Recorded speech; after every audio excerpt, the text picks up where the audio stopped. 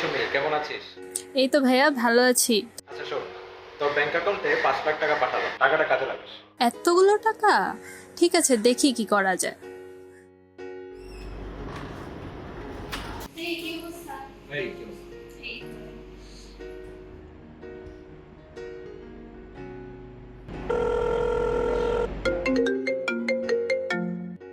হ্যাঁ, হ্যালো সুমি, কি খবর তোর? এই তো রে, ভালোই আছি। আচ্ছা শোন, বড় ভাই বিদেশ থেকে 5 লাখ টাকা পাঠাইছে। এই টাকা কোথায় রাখলে সবচেয়ে ভালো হবে বলতো? ব্যাংকে রাখতে পারিস বা সঞ্চয়পত্র কিনতে পারিস, তাতে অবশ্য লাভ হবে অল্প, কিন্তু এটাকে তুই যদি পুঁজিবাজারে বিনিয়োগ করিস তাহলে লাভ হবে সর্বাধিক। আচ্ছা, পুঁজিবাজারে বিনিয়োগ ঝুঁকিপূর্ণ হয়ে যাবে না? হ্যাঁ, পুঁজিবাজারে বিনিয়োগ তো কিছুটা ঝুঁকিপূর্ণ, তবে যদি দেখে শুনে বিনিয়োগ করা যায় দীর্ঘমেয়াদী, তাহলে ঝুঁকি অনেকটাই কমে যায়। এছাড়াও জুলাই বিপ্লবের পর বাংলাদেশ সিকিউরিটিজ অ্যান্ড এক্সচেঞ্জ কমিশনের কঠোর নজরদারিতে বিনিয়োগে খুবই ভালো পরিবেশ সৃষ্টি হয়েছে। আচ্ছা বলতো কিভাবে শুরু করব?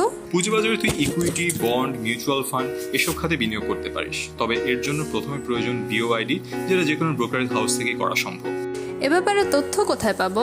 এসব ব্যাপারে সকল তথ্য তুই ডিএসসি এবং সিএসসি ওয়েবসাইটে পেয়ে যাবে। আর যদি বিনিয়োগ বিশ্লেষকের প্রয়োজন হয় তবে আমি তো আছি। আর কোনো সুবিধা কি আছে? কর রেয়াতের বিভিন্ন সুবিধা তো আছে। তাহলে আর দেরি করব না, পুঁজিবাজারেই বিনিয়োগ করব। আপনারাও সঞ্চয়ের একটি অংশ পুঁজিবাজারে বিনিয়োগ করুন, দেশের অর্থনৈতিক সমৃদ্ধিতে অবদান রাখুন। মনে রাখবেন, সচেতন বিনিয়োগ সমৃদ্ধ আগামী।